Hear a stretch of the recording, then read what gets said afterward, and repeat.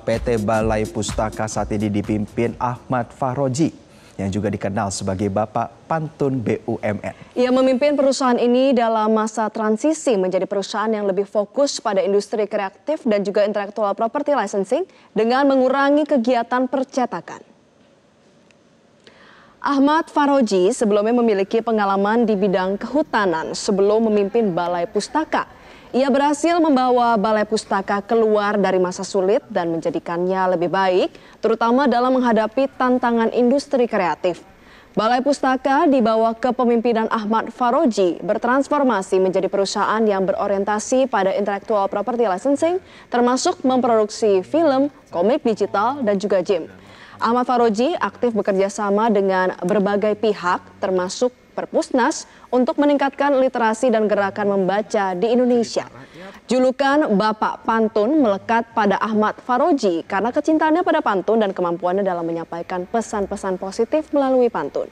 Balai Pustaka adalah perusahaan Indonesia yang bergerak di bidang penerbitan, percetakan, dan multimedia. Berdiri sejak era pendudukan Belanda, Balai Pustaka kemudian bertransformasi menjadi badan usaha milik negara di Indonesia.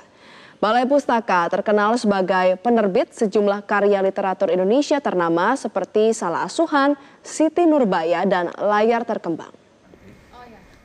Ini yang termurah di Indonesia, 125.000, isinya boleh Nah, Jose, dalam rangka menyambut rangkaian dari Hari Kemerdekaan Republik Indonesia, segmen Tatap Muka hadir dengan tema yang sangat menarik, yaitu peran Balai Pustaka dalam mengungkap karya-karya klasik Indonesia. Kali ini bersama Fatma Ayu dan Ahmad Faroji, Direktur Utama Balai Pustaka, akan membahas peran penting Balai Pustaka dalam mengembangkan sastra dan pendidikan di Indonesia.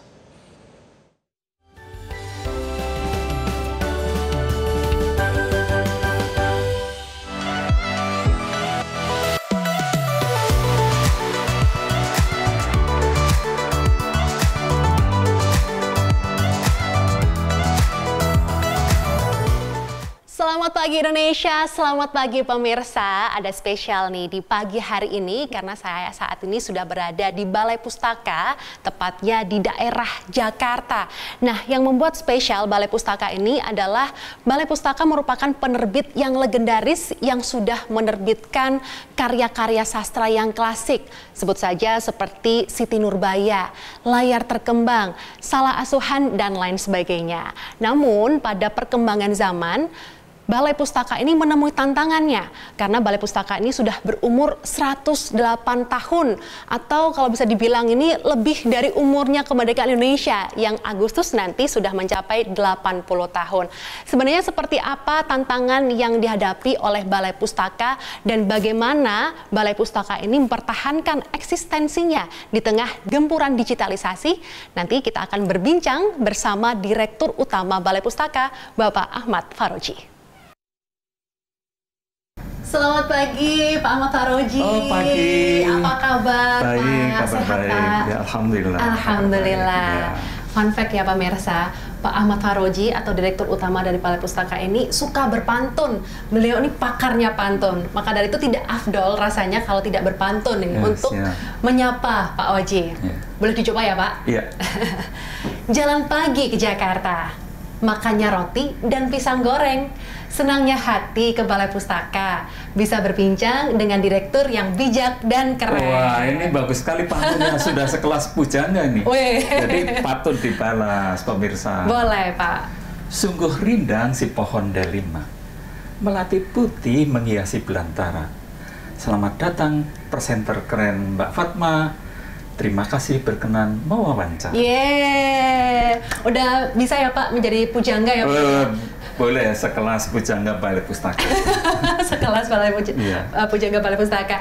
Pak, kalau boleh tahu Pak, ini ruangan apa nih Pak? Karena saya baru pertama kali nih ke Balai Pustaka di daerah Jakarta ini. Jadi ini ruangan perpustakaan heritage, di mana menyimpan naskah-naskah kuno sejak zaman Belanda. Ada yang tahun 1840, 1860, sampai 1900-an. Wow.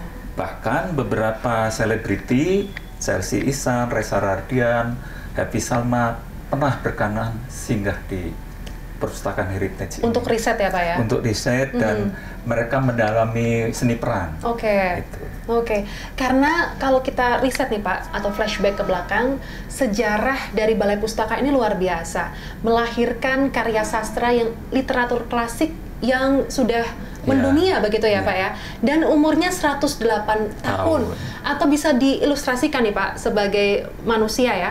Ini seperti kakek buyut kita ya Pak ya. Umurnya sekali. Panjang umur 100 lebih dari umur 100 tahun. Bisa diceritakan nih Pak sejarah dari Balai Pustaka itu sendiri. Jadi Balai Pustaka sebetulnya berdiri bukan hanya 108 tahun, bahkan sejak 1908. Berbarengan dengan Budi Utomo. Tapi waktu itu Belanda karena sebagai alat propaganda namanya Komisi Bacaan Rakyat. Nama Balai Pustaka baru tahun 1917. Dari situlah para pejuang kemerdekaan melahirkan karya-karya klasik dalam rangka ikut memperjuangkan kemerdekaan Indonesia.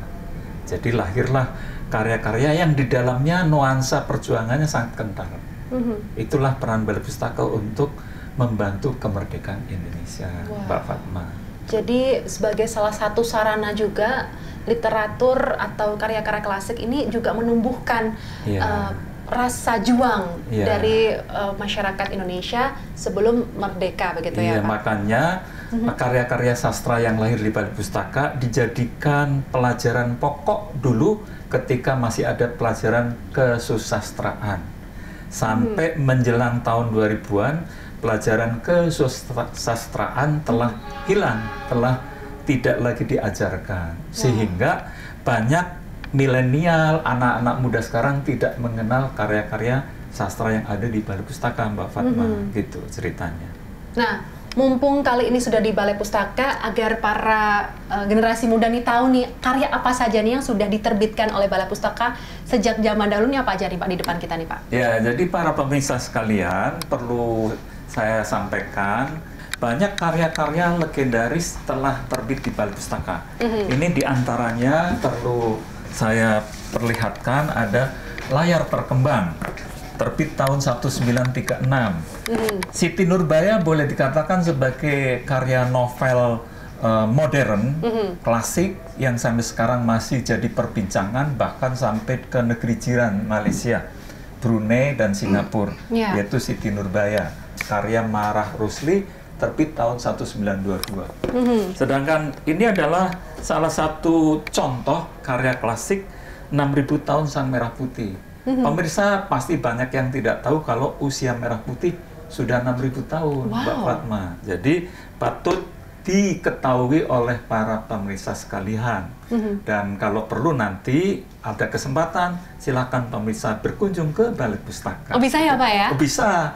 Jadi dibuka untuk umum yang disebut wisata edukasi. Wisata edukasi. Jadi nanti diantar keliling termasuk menikmati karya-karya klasik legendaris yang ada di Balai Pustaka. Oke, Pak, selain tadi yang sudah disebutkan ada Layar Terkembang, lalu Salah Asuhan, Siti Nurbaya yang juga diangkat ke film begitu. Di depan ini ada apa sih Pak? Sepertinya sudah berumur puluhan bahkan ratusan ini Pak ya? Jadi ini para pemirsa perlu saya sampaikan, ini adalah karya-karya zaman Belanda dan banyak yang dalam bahasa Belanda. Salah satunya adalah sejarah tentang kereta api yang dicangkul pertama kali relnya tahun 1864. Ada di buku ini sehingga menarik minat Dirut KAI. Oh, ya. Bisa dibuka nggak Pak? Ya, Dirut KAI itu sampai datang ke sini dan minta dibuatkan sejarah KAI. Di sini ada namanya, para pemirsa, di sini ada namanya Lawang Sewu yang terkenal di Semarang. Dulu cikal bakal kereta api adalah dimulai dari Jawa Tengah, di mana ini gambar-gambar kereta api zaman dulu termasuk stasiunnya yang sekarang jadi Lawang Sewu, destinasi wisata di Kota Semarang. Gitu. Nah, dari situlah Balai Pustaka banyak dikunjungi para dirut BUMN beserta milenialnya, Mbak Fatma. Untuk belajar sejarah juga Untuk belajar sejarah dan menghargai karya-karya legendaris sastrawan Indonesia gitu. Yang paling menarik dari karya-karya sastrawan atau juga produk sastra klasik yang diproduksi oleh Balai Pustaka itu apa sih Pak? Pertama, perlu saya sampaikan ke pemirsa bahwa tidak ada karya yang sangat legendaris kecuali para penulisnya melabuhkan bukunya di Balai Pustaka. Jadi dulu sangat terkenal dan fenomenal kalau pengen dihargai oleh rakyat Indonesia harus melabuhkan buku di Balai Pustaka. Selain tadi ada Siti Nurbaya, Layar Terkembang, Salah Suan, ada Sengsara Membawa Nikmat tahun 1929 dan pernah dibuat sinetron oleh TVRI para pemirsa, dan pernah membesarkan nama Desi Ratnasari sama Sandi Najwa gitu. Dan karya Sengsara Membawa Nikmat itu oleh pengusaha film Malaysia ingin dibuat filmnya dengan versi orang Minang bekerja di Malaysia begitu. Dan ini juga masih terawat dengan baik ya Pak, walaupun masih terawat sudah dengan baik dan usia ini tua. sebagian besar sudah digitalkan. Oke. Ya, Jadi kan ada pertanyaan besar, arah Balai Pustaka setelah digital itu gimana sih? Nah, Ya. gimana itu Pak? Ah. Jangan dijawab dulu, kita boleh nggak Pak berpindah, karena tidak hanya di era atau ruangan heritage ini, pasti banyak ya Pak ruangan-ruangan banyak yang lainnya. ruang-ruangan yang sangat bagus Ya. apabila disiarkan untuk para pemirsa gitu. Boleh Pak, saya diajak jalan-jalan atau berkeliling ke Balai Pustaka di ruangan-ruangan lainnya. Iya. Boleh? Baik, ikuti saya ya. Terima kasih Pak. Ya. Wah, ini kita berpindah ke ruangan mana nih Pak? Ini perpustakaan umum yang biasa dikunjungi oleh para peminat sastra Indonesia, Oh, Mbak Fatma. Dan di sini yang di kaca-kaca adalah penyimpanan buku-buku yang judul-judulnya pertama kali keluar dari percetakan, penerbitan dulu. Ada yang tahun 1920, ada tahun 1930 dan seterusnya. Gitu. Karena memang Balai Pustaka ini penerbit pertama juga ya di Indonesia. Betul, penerbit pertama dan milik negara. Betul. Pak, boleh dijelaskan ini ada apa Pak? Ini seperti buku-buku yang sudah tua tapi menjadi rujukan juga begitu? Jadi semua buku tentang apapun di Indonesia itu pertama kali di Balai Pustaka. Ada buku kuliner, ada buku pertanian, bahkan ada buku musik, nyanyian. Wow. Semuanya berasal dari Balai Pustaka. Dan itu dari tahun 1900-an juga? Tahun 1900-an sudah ada. Jadi dari dulu mereka sudah ini ya, berkembang untuk menulis apapun yang profesi yang mereka tekuni begitu. Jadi ya Pak? para pemirsa kalau ingin menikmati buku-buku legendaris, tolong datanglah ke Balai Pustaka seperti Mbak Fatma sekarang ini. Betul, ternyata seru sekali nih berada di Balai Pustaka karena kita bisa belajar. Nah, salah satu fakta menariknya begitu Pak, bahwa Balai Pustaka ini merupakan pionir untuk mengubah bahasa Melayu atau membakukan bahasa Melayu ke bahasa Indonesia. Betul nggak Pak? Betul, nanti di tempat lain akan saya ceritakan bahwa Sumpah Pemuda itu yang menginisiasi adalah pemuda-pemuda yang ada di Balai Pustaka. Salah satunya dikukuhkannya bahasa Indonesia menjadi bahasa persatuan, bukan bahasa Melayu Mbak Fatma. Jadi membuktikan bahwa orang-orang di Balai Pustaka sudah memikirkan bahwa bahasa persatuan adalah bahasa Indonesia. Begitu. Oke, Pak, bisa dijelaskan Pak, mengapa literasi itu penting atau juga menghormati karya-karya klasik yang saat ini mungkin sudah mulai dilupakan begitu oleh generasi muda yang tidak tahu tuh apa tuh Siti Nurbaya misalnya, karyanya Pramudia Anantatur dan lain sebagainya. Apa sih Pak pentingnya untuk kita belajar sejarah dan juga sastra-sastra klasik zaman dulu? Jadi para pemirsa sekalian, kalau ingin merasa hidup lebih bermakna dan bermartabat, mulailah kita kembali ke buku Mbak Fatma. Betul. Sebab era digital ini seakan-akan cukup lewat WA, lewat internet sudah cukup. Padahal buku-buku dari aslinya kita akan mendapatkan pesona ilmu-ilmu yang bermanfaat. Jadilah orang yang cerdas dengan kembali membaca buku. Kami tawarkan kepada para pemirsa untuk berkunjung sebanyak-banyaknya ke Balai Pustaka, sebanyak-banyaknya sahabat dan teman dan kerabat untuk datang dan akan kita sajikan buku-buku yang menarik untuk dibaca.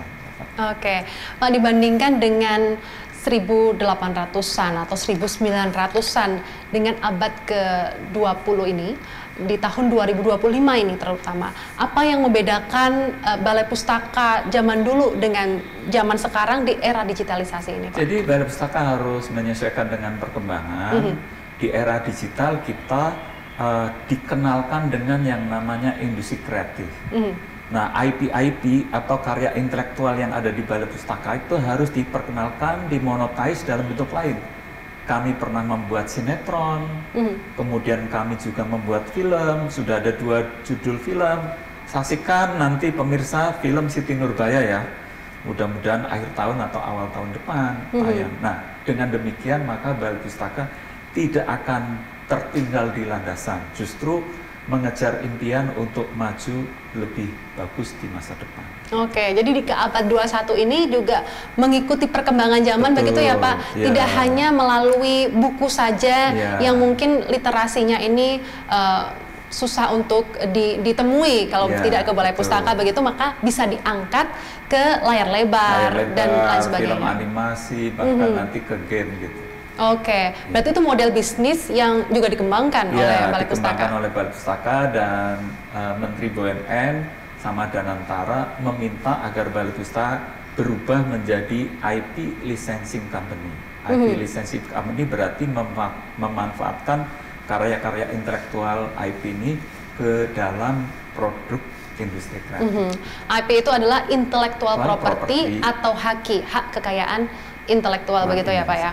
Oke, Pak, apa sih Pak tantangannya yang dirasakan oleh Balai Pustaka?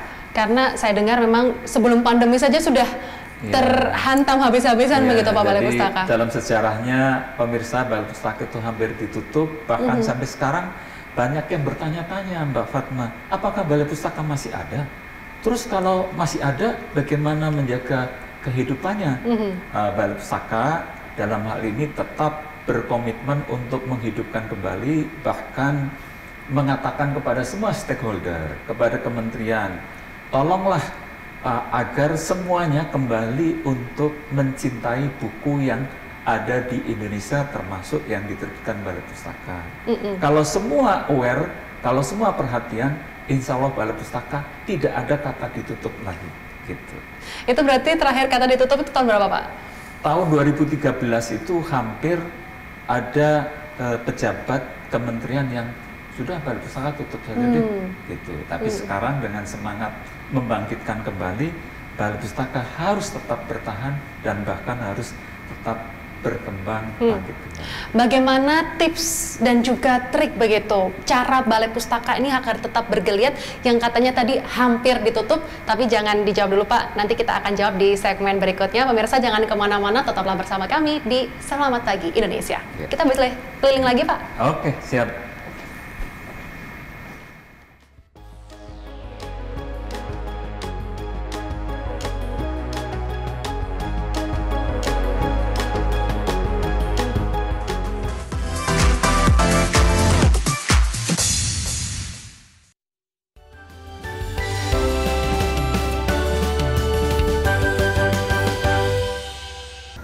Pak, lanjut ya Pak ngobrol-ngobrol. Tadi kita ada pertanyaan di segmen berikutnya, tapi sebelum itu boleh nggak Pak kita ini Bapak menjelaskan ini ruangan apa ini Pak? Ya, jadi ini selasar untuk komunitas di mana sebelum pandemi ini banyak sekali komunitas sastra di sini.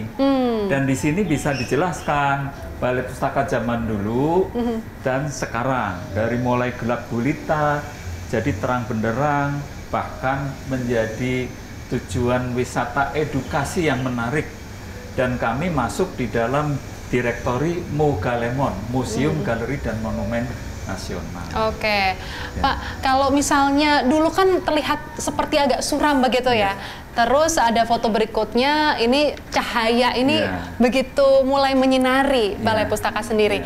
Kami melihat bahwa Pak Oji ini sudah memimpin sejak tahun 2016. Sebenarnya di tahun itu apa yang terjadi di Balai Pustaka ini sendiri? Pada saat sebelum saya datang ada informasi Balai Pustaka hampir ditutup. Oleh karena itu perlu didatangkan orang yang mau membangkitkan, bahasanya kapal yang mau tenggelam. Katanya hidup enggan mati tak mau. Ya. Alhamdulillah berkat semangat bersama insan-insan Balai Pustaka yang masih ada berkenan untuk berjuang, Balai Pustaka bangkit kembali dan bahkan menjadi inspirasi BUMN lain. Jadi Mbak Fatma, banyak BUMN-BUMN yang membantu dalam rangka sinergi BUMN. Jadi ada PLN, ada Pertamina, ada Himbara, itu ikut bantu semua.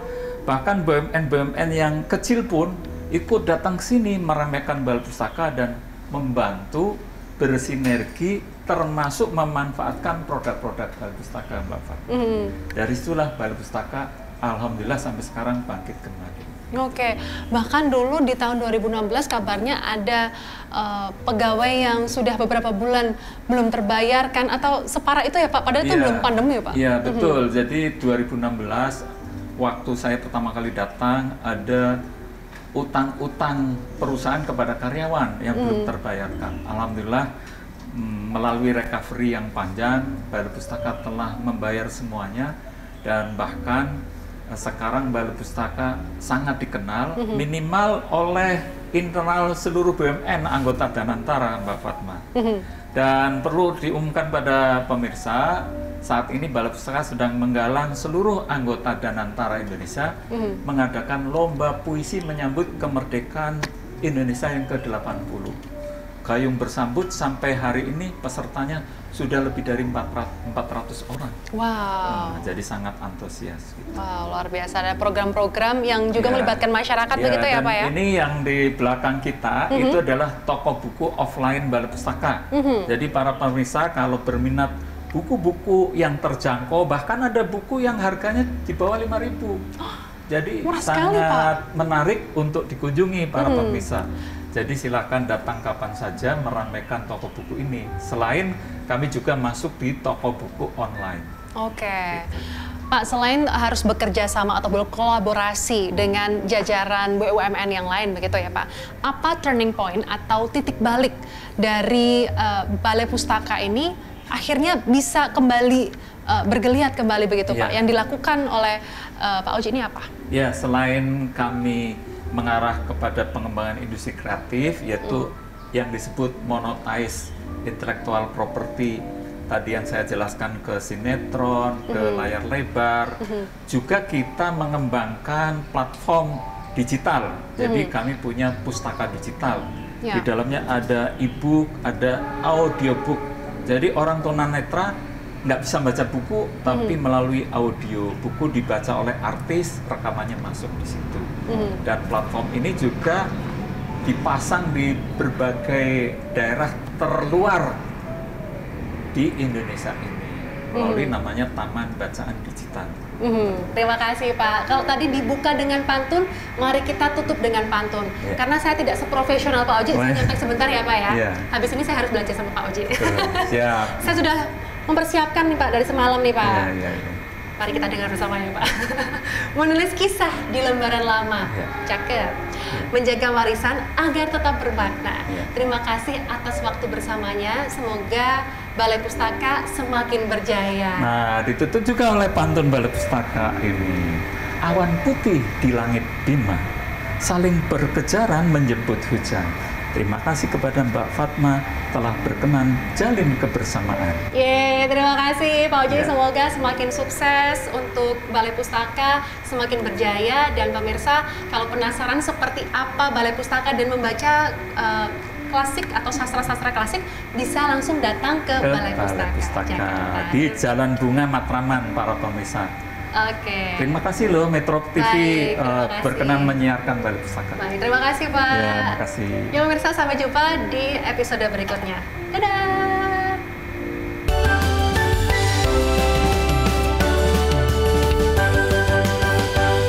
Jelajahi cara baru mendapatkan informasi. Download Metro TV Extend sekarang.